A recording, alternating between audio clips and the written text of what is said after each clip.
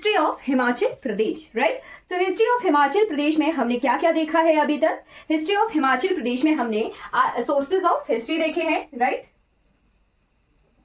Sources of history, right.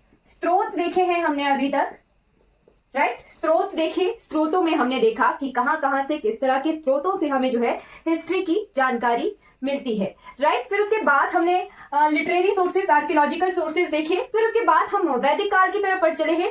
तो वैदिक काल से पहले कौन सा वाला पोर्शन था? तो वैदिक काल से पहले थी हमारे इंडस वैली सिविलाइजेशन, यानी सिंधु घाटी सभ्यता, यानी हड़प्पा सभ्यता आजकल के टाइम में जिसे कहते हैं, राइट। तो हड़प्पा सभ्यता जो है 1700 BCE यानी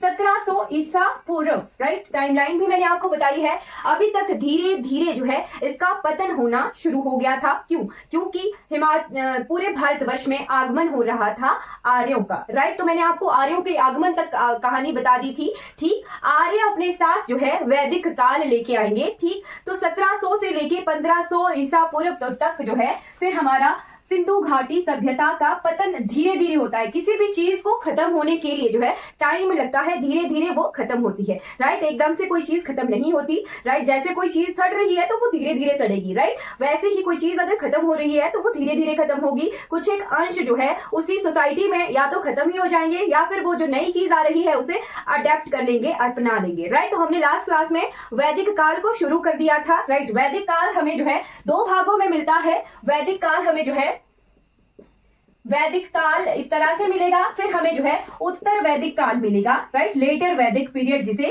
कहते हैं, ठीक है, लेटर वैदिक पीरियड, राइट। तो 1500 ईसा पूर्व से लेके ये चलेगा हमारा 500 ईसा पूर्व तक, ठीक है। पूरा मैं बता रही हूं वैदिक काल का, उत्तर वैदिक काल का, ठीक है। 1500 ईस्वी पूर्व से लेके 1000 ईस्वी पूर्व तक तो हमारा वैदिक काल चलता है, ठीक है। फिर उसके बाद इसके लेटर वाला पीरियड जो है उत्तर वैदिक काल हिंदी में कहलाता है ना, 1000 से 500 ईसा पूर्व, राइट। आपने जो है ये ध्यान देना है कि जो हमारा ईसा पूर्व वाला पोर्शन है वो उल्टी गिनती चलेगी। जैसे जैसे हम आगे बढ़ेंगे हमें वंश दिखेंगे, जो है डायनेस्टीज दिखेंगी, तो डायनेस्टी वाले पोर्शन में तो हमें ज्यादा कम ईस्वी पूर्व वाले ईयर्स हमें देखने को मिलेंगे, राइट। अब हम जो आ रहे थे, एक हल्का सा रिवीजन मैंने आपको करवाया। आर्य आ गए थे, राइट। आर्यों के आए थे कौन से राजा? तो आए थे देवोदास, ठीक है। देवोदास जिन्होंने किरात राजा सांबर के साथ जो है 40 वर्षों का युद्ध लड़ा था, ठीक है। और इन्होंने, देवोदास ने सांबर को मार दिया था। जीत गए थे कौन? देवोदास जीते थे। कहां पर इन्होंने मारा था? तो उद्व्रज जगह पर इन्होंने सांबर को मारा था। सांबर को पहाड़ी राजा भी कहते हैं, किरात राजा भी कहते हैं, राक्षस राजा भी कहते हैं। और देवोदास जो है आर्य थे, ठीक है। तब इनका क्वेश्चन क्या आता था कि देवोदास के सलाहकार कौन थे? तो इनके सलाहकार थे ऋषि भारद्वाज। कौन थे? ऋषि भारद्वाज। ये नोट कर लीजिएगा, ये जो है लास्ट क्लास में मैंने नहीं करवाया था। देवोदास के सलाहकार थे, मेन एडवाइजर कौन थे? ऋषि भारद्वाज, ठीक। उसके बाद आर्य जो है हमारे पहाड़ी राज्यों में घुल मिल गए, ठीक है। इन्होंने जो है अपना कल्चर अडेप्ट करना पहाड़ियों की तरह भी कर लिया, ठीक। तो ये रस बस गए, राइट। आर्य जो है अपने साथ गण प्रथा लेके आएंगे, ये गण बनाएंगे। जैसे मैंने आपको खश बताए थे, खश ने जो है जुड़ जुड़कर वो मवाना बना रहे थे, राइट। आर्य जो है अपने साथ लेके आ रहे हैं गण प्रथा। ये मिलकर जो है, जैसे गांव का मुखिया होता है वैसे ही ये गण बनाएंगे, गण जुड़ जुड़कर जो है फिर ये बनाएंगे, क्या बोलते हैं इन्हें, जनपद, है ना। और उसी तरह वैदिक काल में, उत्तर वैदिक काल में हमें जो है 16 महाजनपद देखने को मिलते हैं। तो आर्य ही जो है ये गणों की प्रथा अपने साथ लेके आ रहे हैं, राइट। अभी मैं आपको बताऊंगी। पहले देवोदास के बेटे थे सुदास। सुदास ने जो है 10 राज्य युद्ध जीता था, ठीक है। 10 राजाओं के साथ वाला युद्ध, है ना। ये युद्ध था 10 राजा कौन कौन से थे? 5 आर्य राजा थे और 5 नॉन आर्य राजा थे, ठीक है। इनके साथ लड़ने वाले थे सुदास, ठीक है। इनके खिलाफ एक तरह से ये गृह युद्ध था, ठीक। तो गृह युद्ध में सुदास जो कि देवोदास के बेटे थे, उनका सलाहकार कौन था? ये भी पेपर में क्वेश्चन आता है। तो इनके सलाहकार थे ऋषि वशिष्ठ। कौन थे? ऋषि विशिष्ट थे। ठीक है जी, नोट कीजिएगा, ऋषि विशिष्ट। राइट, ऋषि विशिष्ट कहां से रिलेटेड है? तो ऋषि विशिष्ट का वर्णन हमें कहां मिलता है? मनाली में, है ना। मनाली में विशिष्ट कुंड भी है, तो उन्हीं के नाम से विशिष्ट कुंड भी है। राइट, वैसे ही बहुत सारे ऋषि जो है हमें वैदिक काल में देखने को मिलेंगे, जैसे महर्षि मार्कंडेय। महर्षि मार्कंडेय कहाँ के हैं? तो बिलासपुर से इनका संबंध बताया जाता है, मार्कंड जगह से। ठीक, वैसे ही ऋषि व्यास, तो ऋषि व्यास जो है इनके बारे में कहा जाता है, इन्होंने जो है व्यास गुफा में तपस्या की थी। कहाँ पर है व्यास गुफा? तो बिलासपुर में है। वैसे ही एक और ऋषि है, ऋषि जगदम्बनी। तो ऋषि जगदम्बनी का संबंध कहाँ का है? रेणुका जी का, सिरमौर का। ठीक है, रेणुका जी के ये पति थे ऋषि जगदम्बनी, और इन्हीं के कहने से ही ऋषि परशुराम ने जो है अपनी माता रेणुका का सिर धड़ से अलग कर दिया था।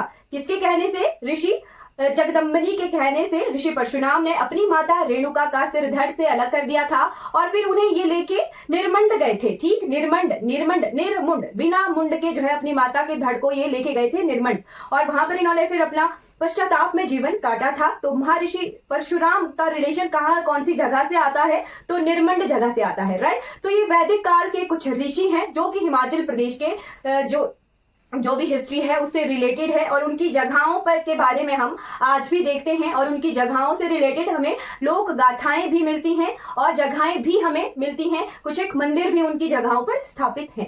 राइट, तो हम जो है कर रहे हैं वैदिक काल। वैदिक काल हमारा कंप्लीट हो गया। अब आते हैं उत्तर वैदिक काल की तरफ, यानी लेटर वैदिक पीरियड की तरफ। राइट, तो लेटर वैदिक पीरियड कब का है? लेटर वैदिक पीरियड है हमारा 1000 BC, 1000 BC से लेके 500 BC तक, यानी 1000 ईसा पूर्व से लेके 500 ईस्वी पूर्व। राइट, इसी लेटर वैदिक काल में जो है लोग गणों में रहते थे। गण यानी जुड़ जुड़ कर ये रहते थे। ठीक है, जैसे आजकल की प्रथा है गांव में रहना, तो उस वक्त के गांव को ये गण कहते थे। ठीक है, आई होप क्लियर हो गया होगा, है ना। उस वक्त के जो है हमारे हिमाचल प्रदेश में भी बहुत सारे गण हमें देखने को मिलेंगे। कुछ एक गणों के बारे में मैं आपको लिखवा देती हूं। ठीक है, जैसे कि कांगड़ा को कहते थे त्रिगर्त गण। अभी मैं जनपद की तरफ नहीं आई हूं, है ना। 16 जनपद तो आगे आएंगे, मैं आपको बताऊंगी कि सारे गण मिलकर जो है फिर एक जनपद में जो है इससे नजदीक एक जनपद है वहां पर काउंट होंगे। ठीक है, त्रिगर्त गण कांगड़ा का नाम है। फिर उसके बाद है शिमला सिरमौर का क्षेत्र। शिमला सिरमौर का क्षेत्र, तो शिमला सिरमौर का क्षेत्र कहलाता है कुनिंदगण। राइट, कुनिंदगण के बाद किन्नौर। किन्नौर जो है हमें मिलता है गंधर्वगण से। गंधर्वगण, और गंधर्वगण की राजधानी थी कामरू। हमें अब भी जो है कामरू मंदिर देखने को मिला है।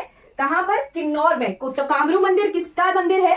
माता कामाख्या देवी का मंदिर है कामरू मंदिर, जो कि किन्नौर में है। ठीक है, फिर उसके बाद कुल्लू को कुलूतगढ़ से जाना जाता था, और फिर बिलासपुर को जाना जाता था शतद्रुगढ़ से।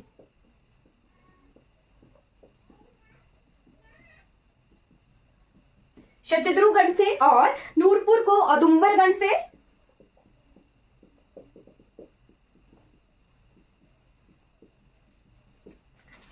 और रामपुर को असुरगढ़ से जाना जाता था।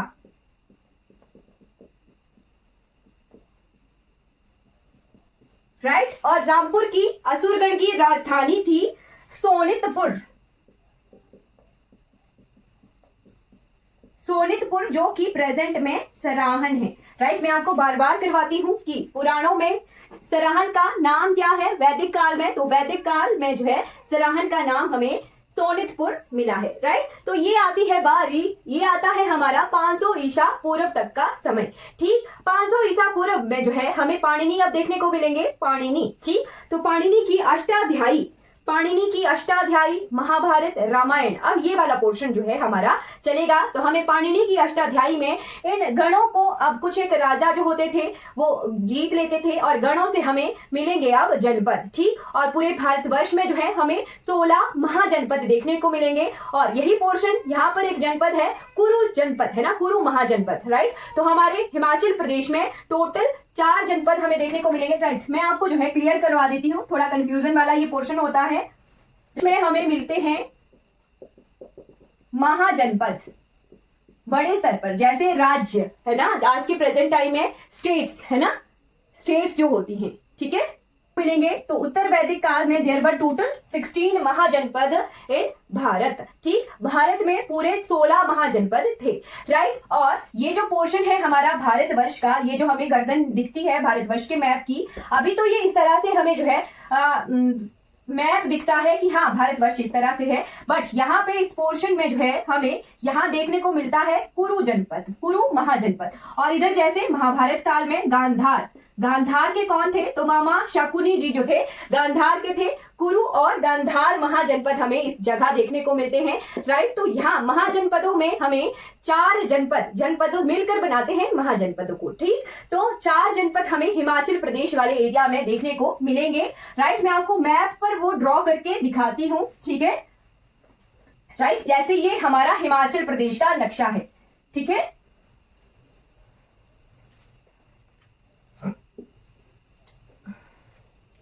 ठीक है, तो यहां पर हमें 4 जनपद देखने को मिलते हैं।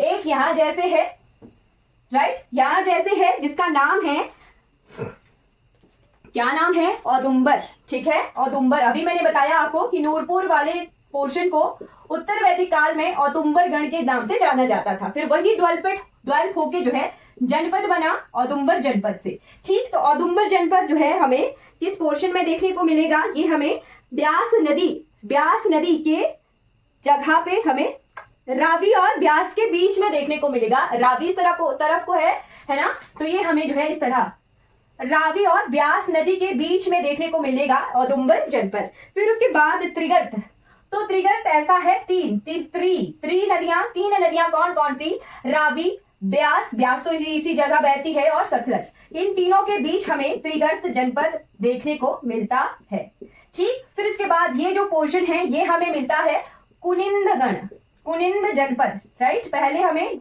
गण यहां मिल रहा था, अब यही डेवलप होके जनपद बन गया, और इस तरफ को हमें जो है, फिर अभी तो मैं ऐसे ही ड्रॉ कर रही हूं कि हाँ इस तरह से हो सकता है, बट बाउंड्रीज डिसाइडेड नहीं है कि ये कहां कहां तक थी, ठीक है। कुलूत जनपद भी हमें देखने को मिलता है, ठीक है। औदुंबर, कुलूत, त्रिगर्त और कुनिंद जनपद। वैसे जैसे हमें हिमाचल प्रदेश का जब गठन हुआ तो हमें 4 जिले देखने को मिल रहे थे, हमें जनपद आए तो हमें 4 जनपद जो है देखने को मिल रहे हैं एंशिएंट हिस्ट्री में हिमाचल प्रदेश के क्षेत्र में, राइट। जब इसकी बाउंड्री डिसाइड हो जाएगी तब ये हिमाचल प्रदेश कैसे बनेगा वो भी मैं आपको बताऊंगी, राइट। अभी हम जो है इन 4 जनपदों के बारे में पढ़ लेते हैं कि 4 जनपद में कौन कौन से जनपद हैं, कहाँ इनका वर्णन है और किससे हमें पता चलता है कि ये जनपद हुआ करते थे, राइट। तो जनपदों के बारे में इनकी लोकेशन का क्वेश्चन आ सकता है, और कि किस जरिए से हमें पता लगा, है ना। तो लिटरेरी सोर्स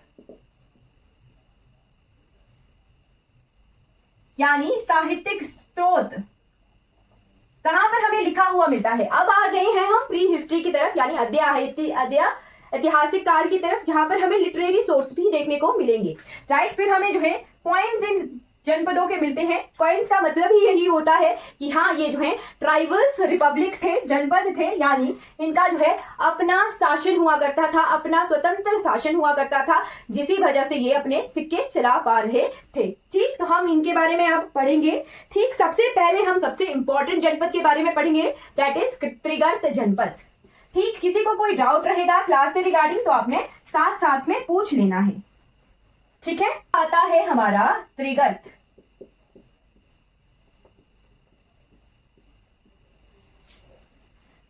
जनपद। तो त्रिगर्त जनपद के बारे में हमें कहां कहां मिलता है, पाणिनि की अष्टाध्यायी में, नोट करते रहिएगा, पाणिनि की अष्टाध्यायी, ये भी पेपर में क्वेश्चन आता है कि अष्टाध्यायी किसकी रचना है, तो आपने नोट करना है कि अष्टाध्यायी जो है पाणिनि जी की रचना थी। ठीक, फिर हमें त्रिगर्त के बारे में विष्णु पुराण में देखने को मिलता है।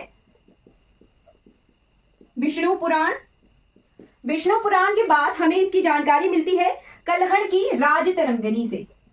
कल्हण की राजतरंगिणी, राइट, कल्हण की राजतरंगिणी से।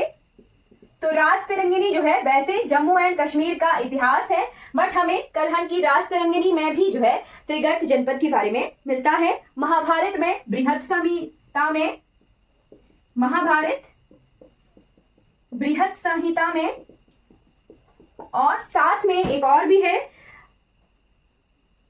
राजन्यादिगण। राजन्यादिगण से भी जो है हमें ये जानकारी मिलती है कि हाँ, यहाँ पर इस जगह जो है त्रिगर्त जनपद जो है हुआ करता था, राइट। तो राजतरंगिणी में कुलूत और त्रिगर्त दोनों की ही जानकारी मिलती है, कुलूत की भी मिलती है साथ में, और त्रिगर्त की भी जानकारी हमें राजतरंगिणी से मिलती है, राइट। फिर उसके बाद क्या आता है कि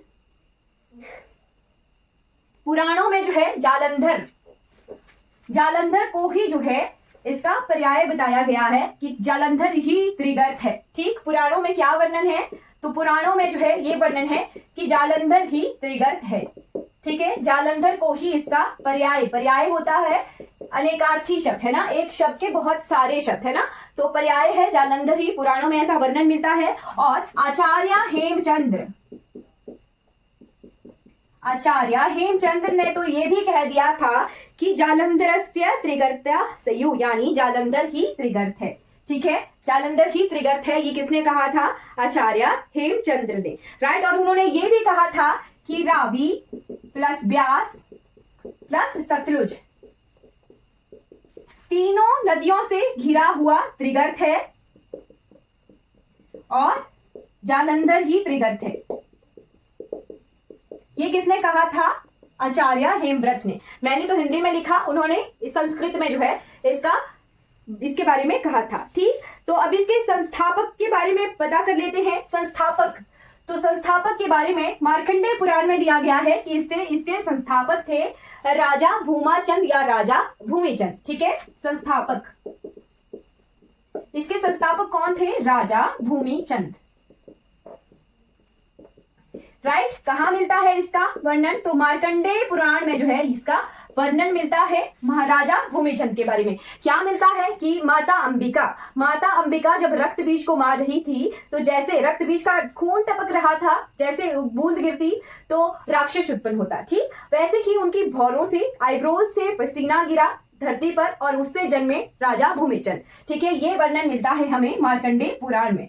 ठीक, कि भौरों से उत्पन्न भूमिचंद, है ना, भूमि से उत्पन्न भूमिचंद ने जो है त्रिगर्त की स्थापना की थी। ठीक, किसके बारे में, तो माता अंबिका की भौरों के पसीने से जो है इनका जन्म हुआ था, राइट। फिर अब मिलता है वर्णन सुशर्मन चंद का। ठीक है, सुशर्मा चंद, हम पढ़ते हैं कि सुशर्मा चंद ने जो है कांगड़ा की स्थापना की थी, राइट। तो राजा भूमिचंद ने जब त्रिगर्त की स्थापना की थी, तब त्रिगर्त की कैपिटल थी मुल्तान।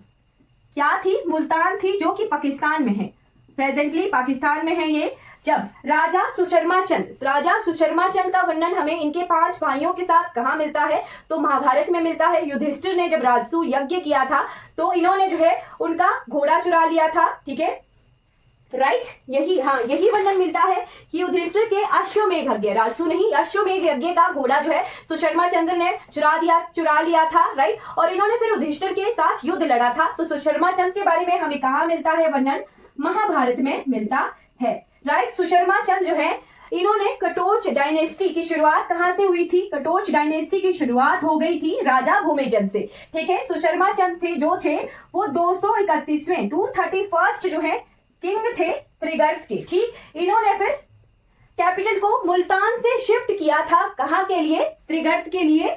ठीक है, जालंधर के लिए। ठीक है, राइट। तो जालंधर लाने वाले, जालंधर त्रिगर्त को, त्रिगर्त जनपद की कैपिटल इन्होंने स्थापित की थी। ठीक है, तभी जो है इन्हें कांगड़ा का संस्थापक कहा जाता है सुशर्मा चंद्र का, ठीक, क्योंकि पाकिस्तान में थी मुल्तान, तो वहां से लाने वाले ये थे। इन्होंने जो है पाकिस्तान से मुल्तान से कैपिटल को शिफ्ट किया था जालंधर के लिए, त्रिगर्त के लिए, राइट। आई होप आपको क्लियर हो गया होगा। कुछ जगहों पर इनका नाम राजा सुशर्मन चंद्र भी मिलता है। राजा सुशर्मन चंद्र ने जो है महाभारत में कौरवों का साथ दिया था, राइट। और हमें मिलता है पाणिनि की अष्टाध्यायी में कि ये जो त्रिगर्त था ये 6 गणों से मिलकर बना था, ठीक, 6 गण।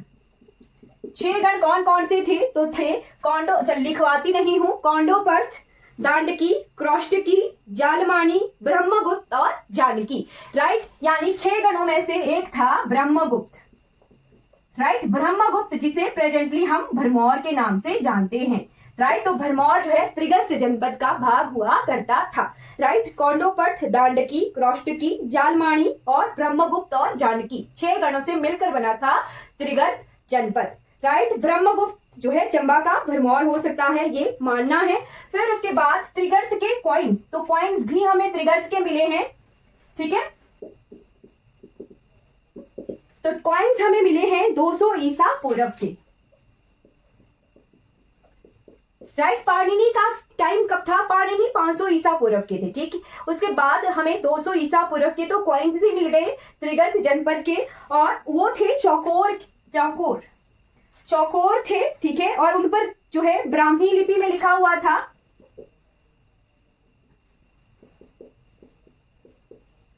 ब्राह्मी लिपि में लिखा हुआ था त्रिगर्त जनपद देश,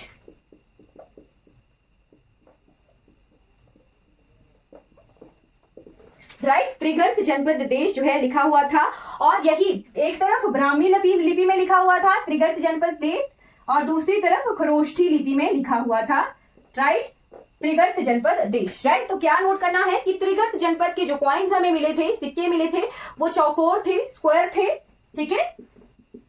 और साथ में उन पर जो है ब्राह्मी और खरोष्ठी लिपि में लिखा हुआ था, राइट। तो हमने जो है त्रिगर्त जनपद के बारे में कंप्लीटली पढ़ लिया है, ठीक। अब त्रिगर्त जनपद, ये जनपद भी खत्म हो जाएंगे धीरे धीरे समय के साथ, और इन पर जो है किसका शासन आएगा? तो आएगा शासन मौर्य काल का। उस वक्त तक ये जनपद हमें मौर्य काल तक मिलेंगे, राइट। मौर्य काल तक, गुप्ता काल तक जो है हमें धीरे धीरे ये जनपद मिलेंगे, धीरे धीरे ये जनपद खत्म होंगे, राइट। समुद्रगुप्त की इलाहाबाद में जो है एक इंस्क्रिप्शन है, उस पर जो है 343 ईस्वी की, सीई की, उस पर जो है इन जनपदों के बारे में वर्णन नहीं मिलता है। तो इसका मतलब ये था कि गुप्ता काल तक आते आते ये धीरे धीरे जो है खत्म हो गए थे जनपद, राइट। तो त्रिगर्त जनपद के बारे में हमने पढ़ लिया। फिर उसके बाद हम नेक्स्ट जनपद पढ़ेंगे औदुंबर जनपद, राइट। सेकेंड है औदुंबर जनपद। इंग्लिश में इन जनपदों को ट्राइबल रिपब्लिक कहते हैं, ठीक है। तो औदुंबर जनपद का वर्णन हमें कहां कहां मिलता है? औदुंबर जनपद के महाभारत के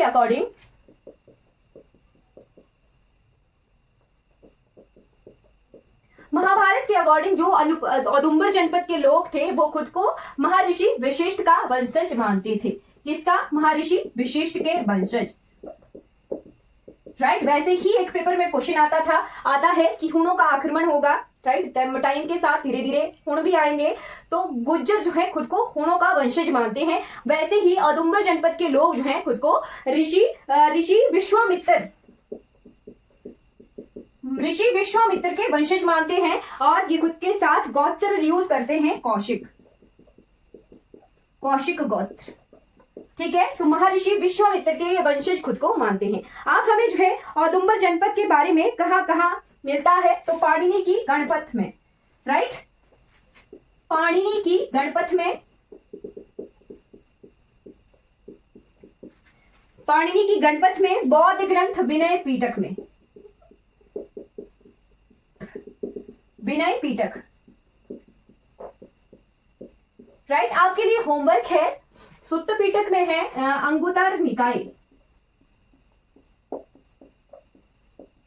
अंगुतर निकाय से हमें क्या हिस्ट्री के बारे में कौन सा पोर्शन पता चलता है, या आपने मुझे बताना है कल की क्लास में, ठीक है। अंगुतर निकाय, तो सुत्त पीटक, विनय पीटक, 3 पीटक थे ये, अभिधम्म पीटक, सुत्त पीटक और विनय पीटक, है ना। विनय पीटक में हमें औदुंबर जनपद के बारे में मिलता है, राइट। फिर बहुत ही एक स्कॉलर थे चंद्रगोमन, है ना, बौद्ध स्कॉलर ही थे जिनका नाम था चंद्रगोमन।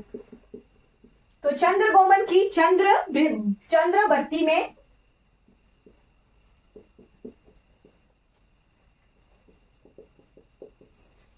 औदुंबर जनपद के बारे में मिलता है, ठीक है। फिर विष्णु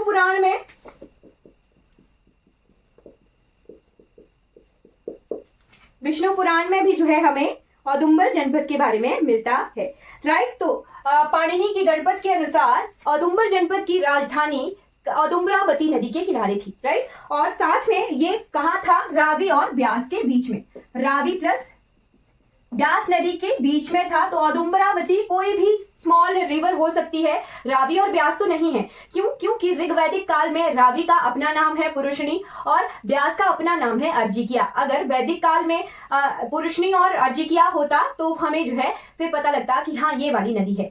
वैसे ही जैसे कुनिंद जनपद के बारे में हमें जैसे सांबर और दिवोदास का युद्ध हुआ था तो वहां पे मेंशन है कि वो पुरुषनी नदी के किनारे हुआ था। अपडेट कर लीजिएगा कि सांबर और दिवोदास का जो युद्ध हुआ था वो पुरुषनी नदी के किनारे हुआ था। पुरुषनी नदी कौन सी आ गई, हमारी रावी, है ना। आई होप आप नोट कर लेंगे, उसको अपडेट कर लीजिएगा, राइट। तो हमें ये भी पता है कि वैदिक काल में नदियों का क्या नाम था। तो वैदिक काल में ये रावी ब्यास इस तरह से लिखा हुआ नहीं मिलता है, इनके वैदिक नेम हमें देखने को मिलते हैं, तभी हमें पता लगता है कि हाँ इन नदियों के बीच में ये थे, राइट। अब आ जाते हैं यहाँ के कॉइन्स के बारे में देख लेते हैं। तो कॉइन से पहले औदुंबर जनपद के 4 शासक थे, 4 राजा थे, राइट। 4 शासक थे। 4 शासकों का कैसे पता चलता है, तो अपने साथ वो जैसे हम बोलते हैं ना, टीचर के लिए बोलते हैं, कॉलेज के जो प्रोफेसर होते हैं उनके लिए बोलते हैं आचार्य, ये है ना। तो अपने साथ जो है प्रोफेसर की उपाधि लेते हैं ना, प्रोफेसर की उपाधि, डॉक्टर की उपाधि, राइट। वैसे ही औदुंबर जनपद के जो राजा थे वो अपने साथ कौन सी उपाधि लेते थे, तो वो लेते थे महादेवसा राणा, राइट। महादेवसा राणा। तो महादेवसा का मतलब हो गया महादेव, यानी शिव को ये मानने वाले थे औदुंबर जनपद के लोग, ठीक। महादेवसा राणा 4 राजा है। तो इसका एक का नाम है शिवदासा। कैसे पता चला कि औदुंबर जनपद के थे, तो सरनेम हम लगाते हैं, वैसे ही अपने साथ ये सरनेम लगाते थे औदुंबरीशा,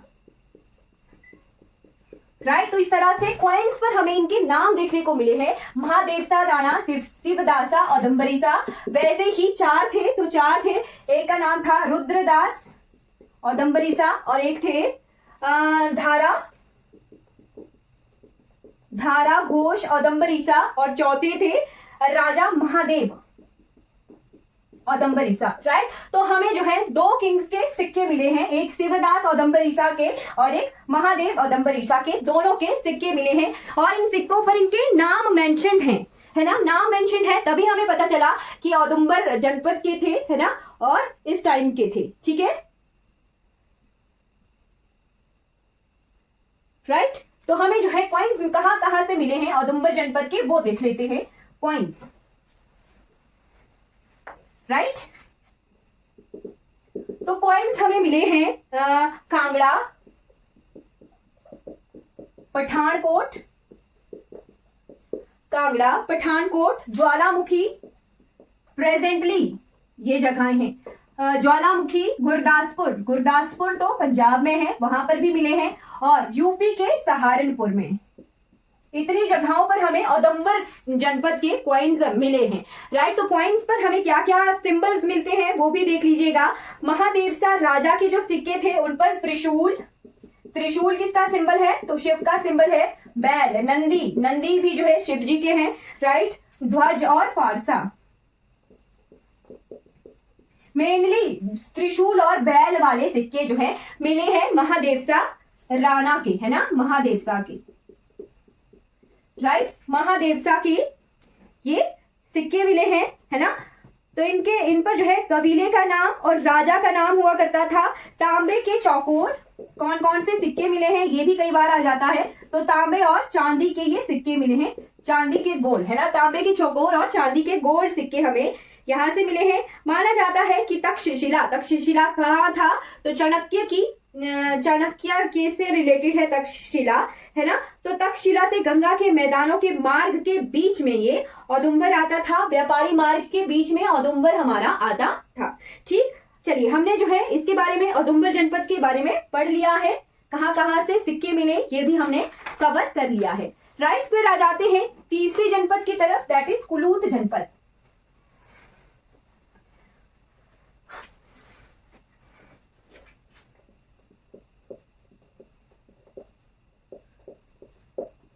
कुलूत जनपद, राइट, कुलूत जनपद कहां से मिलता है हमें, ब्यास नदी की ऊपरी घाटी में, है ना। ब्यास नदी से ऊपर हमें कुलूत जनपद देखने को मिलता है। कहां कहां इसका वर्णन मिलता है, तो रामायण, महाभारत, महाभारत के बाद बृहत संहिता में, बृहत संहिता के बाद मार्कंडेय पुराण में, और उसके बाद विष्णु पुराण में, विष्णु पुराण के बाद विशाखादत्त की मुद्रा राक्षस में,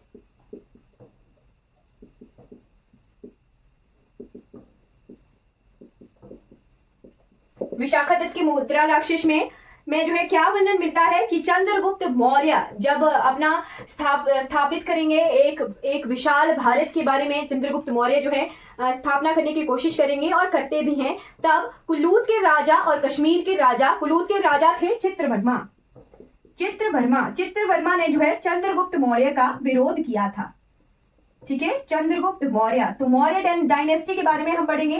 चंद्रगुप्त मौर्य का विरोध किया था कुलूत के राजा चित्रवर्मा ने, ये कहां पर हमें देखने को मिलता है, विशाखादत्त के मुद्रा राक्षस में, है ना। फिर हमें कॉइन्स मिले हैं। पाणिनि की कात्यायनी गण में भी जो है कुलूत का वर्णन मिलता है। पाणिनि ने कात्यायनी गण लिखा था, है ना, कात्यायनी गण, तो कात्यायनी गण कुल्लू का भी नाम हमें देखने को मिलेगा। पाणिनि की कात्यायनी गण के अनुसार कुल्लू के उस वक्त की राजधानी नगर थी, है ना, नगर राजधानी थी। पाणिनि के अनुसार कुलूत जनपद जब था। राइट, कॉइन हमें सबसे पुराना, मैंने लास्ट क्लास में भी आपको बताया था कि हिमाचल प्रदेश का सबसे पुराना सिक्का हमें कुल्लू से ही मिला है। राइट, तो कॉइन इंपॉर्टेंट है कुल्लू का। कुलूत जनपद का हमें कॉइन मिला था, है ना, तांबे का ये सिक्का था। राइट, तो इस पे लिखा था पहली ईसा पूर्व, पहली सदी ईस्वी पूर्व का ये सिक्का था, है ना, 100 ईस्वी पूर्व। राइट, तो राजनः कुलुतस्य वीर्यस्, इस तरह से ये लिखा था, है ना, राजनः कुलुतस्य वीर्यस्, इस तरह से उस पे लिखा गया था। राइट, तो ब्राह्मी लिपि, ये क्वेश्चन आते हैं कि ब्राह्मी लिपि में लिखा था, है ना, ब्राह्मी लिपि में लिखा था, और एक तरफ कॉइन के एक तरफ जो है ब्राह्मी लिपि में लिखा था, और भाषा थी संस्कृत। आपको जो है क्लियर होना चाहिए कि लैंग्वेज अलग होती है और स्क्रिप्ट अलग होती है। जो ब्राह्मी, खरोष्टी, टांकरी वगैरह हैं, ये लिपियां हैं, भाषा आ गई संस्कृत। और दूसरी तरफ, एक तरफ जो है ब्राह्मी लिपि में लिखा था और दूसरी तरफ जो है खरोष्टी लिपि में लिखा था, खरोष्टी लिपि में लिखा था, भाषा थी प्राकृत। राइट, तो जो कॉइन हमें सबसे पुराना मिला है हिमाचल प्रदेश का, जिसमें लिखा है कुल्लू का राजा वीर्यश, क्या राजा, पहला राजा कुल्लू का वीर्यश। राइट, वीर्यश जो है पहले राजा थे कुल्लू के, है ना। तो ये कहां पर हमें मिलता है, लिखा हुआ कुल्लू से मिले हुए सिक्के पर, है ना। एक तरफ इस पर जो है ब्राह्मी लिपि में संस्कृत में लिखा था और खरोष्टी लिपि में प्राकृत भाषा में लिखा था। तो कुल्लू के राज्य की स्थापना किसने की थी, स्थापना की थी विहंगम मणिपाल ने, जो कि कहां से आए थे, प्रयागराज से आए थे, है ना, प्रयागराज से आए थे। फिर आते हैं लास्ट जनपद की तरफ, जो कि है हमारा कुनिंद जनपद।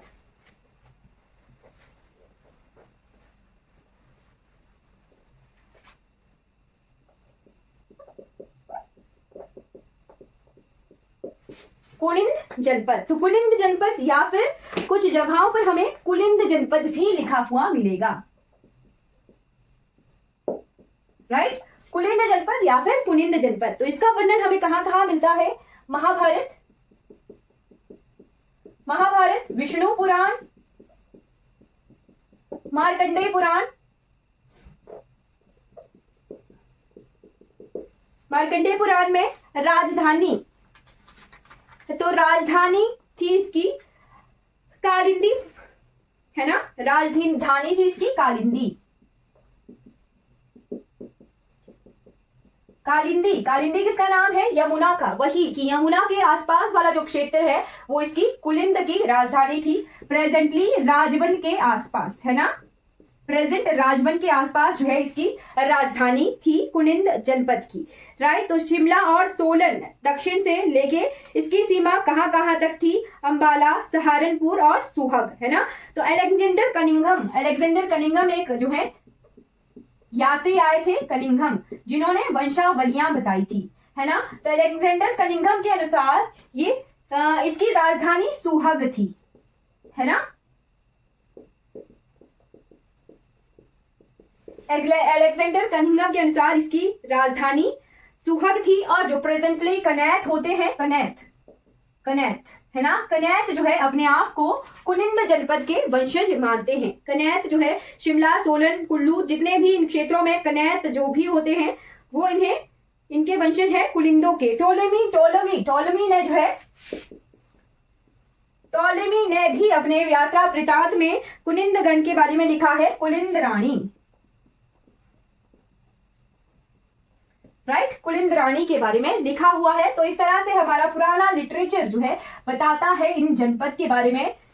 ठीक, अब हम इसके बारे में कॉइन्स देख लेते हैं। तो पुष्टि होती है लिटरेचर के साथ साथ, अगर कॉइन्स मिल रहे हैं तो फिर उस जगह की पुष्टि पूरी तरह से हो जाती है ना। कॉइन्स, तो कॉइन्स हमें मिले हैं यहाँ के 200 ईसा पूर्व से लेके 200 ईस्वी तक, यानी 4 साल का ये वर्णन है। 200 के बाद 100 ईसा पूर्व, है ना, फिर 0 वाला पोर्शन, फिर 100 ईस्वी, फिर 200 ईस्वी, है ना। तो 4 साल का ये टाइम पीरियड है। यहां तक जो है इनके 400 साल, 4 गलत बोल रही हूं मैं, 400, है ना, 400 सालों तक जो है ये जनपद हमें देखने को मिलेगा। 400 सालों तक जो है हमें यहाँ के सिक्के मिलते हैं देखने को। फिर उसके बाद यहाँ पर किसी और राजा का अधिकार हो गया था, है ना। जैसे मौर्य काल हमारा शुरू हुआ था, तो मौर्य काल तो इससे पहले ही था, है ना। बट बाहरी आक्रमण हुआ था, जैसे हुणों का आक्रमण, कनिष्क का आक्रमण हुआ था, है ना। तो कुषाणों का आक्रमण हुआ था और इसी वजह से ये जनपद धीरे धीरे जो है हमारे खत्म हो गए थे। कल की क्लास में आपको मैं टाइमलाइन भी बताऊंगी वंशजों की, है ना, फिर वंशों की और एंशिएंट हिस्ट्री की, इंडिया की, और साथ साथ में हिमाचल प्रदेश में उसका किस तरह से इम्पैक्ट रहा है उसकी मैं टाइमलाइन आपको कल की क्लास में दूंगी, है ना। तो इसके चांदी के सिक्के मिले थे और तांबे के सिक्के मिले थे। चांदी और तांबे के दिन पे लिखा होता था अमोघ भुत्ती। तो अमोघ भुत्ती जो है एक तरह से अपने साथ ये उपाधि की तरह यूज करते थे कुलिंद जनपद के लोग, है ना। कहां कहां से इसके सिक्के मिले हैं? तो तप्पा मेवा हमीरपुर, टप्पा मेवा भी कुछ जगहों पर देखने को मिलता है। टप्पा मेवा, ज्वालाजी के बाद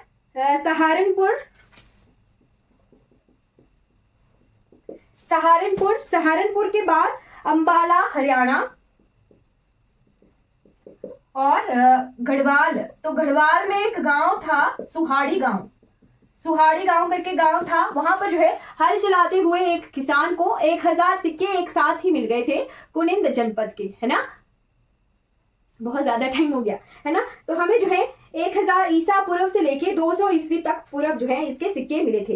राइट, तो इन पर जो है सिक्कों पर क्या क्या मिलता है? सुमेरु पर्वत मिलता है, सिंबल। शेप क्या थी इन सिक्कों की? तो चौकोर और गोल इस तरह के सिक्के नहीं थे, इनकी शेप थी मृग, हिरण के आकार के ये सिक्के थे, है ना। शेप थी इनकी मृग की तरह की। और सिंबल्स क्या क्या थे ये देखिएगा, सिंबल्स। तो सिंबल्स क्या क्या बने हुए थे? सुमेरु पर्वत, जो पुराने सिक्के थे उन पर लक्ष्मी जी विराजमान थी कमल पर, है ना, पुरानों सिक्कों पर। और जो 200 ईस्वी के, जो 200 ईसा पूर्व के सिक्के हैं उन पर लक्ष्मी जी विराजमान थी।